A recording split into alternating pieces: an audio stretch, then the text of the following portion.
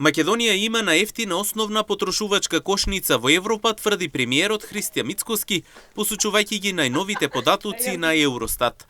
Како што рече, вредноста на основната потрошувачка кошница изнесува 49,7% од европскиот просек. Кога е во прашање дали тоа е доволно, Мицкоски одговори дека не е. Најави дека лично работи на анализа на околу 600 производи, што влегуваат во пресметката на статистичката потрошувачка кошница.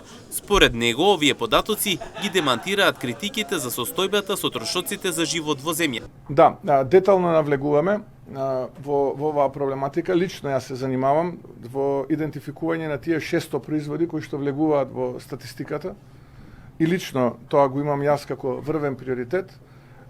Добро е тоа што Евростат излезе со параметар во кој што вели дека основната потрошувачка кошница во Македонија е најевтина во Европа, убедливо најевтина, е некаде од прилика 49,7% од европскиот просек. Дали е тоа доволно? Не е, но тоа ги демантира сите оние кои што не сакаат оваа држава да успее и кои што не сакаат да ја видат Македонија горда и напредна и кои што се практично сите оние зли јазици кои што создаваат една лоша, тмурна атмосфера во општеството. И ваквите податоци, ваквите параметри ги демантираат тие антидржавни елементи во Македонија. Премиерот Мицкоски вели дека лично работи на методологија идентификување на тие 600 производи кои што статистички се мерат. Дали е тоа доволно? Не е доволно.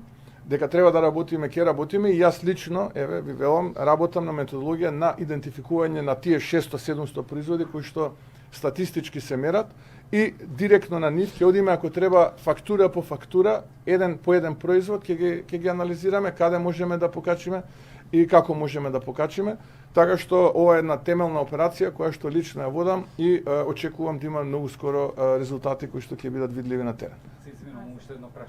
Според премиерот Мицкоски, во следниот период се очекува да се работи на намалување на цените на основните производи. Тој вели дека преку анализите ќе се види каде може да се интервенира. Целта е да се олесни кошницата за граѓаните.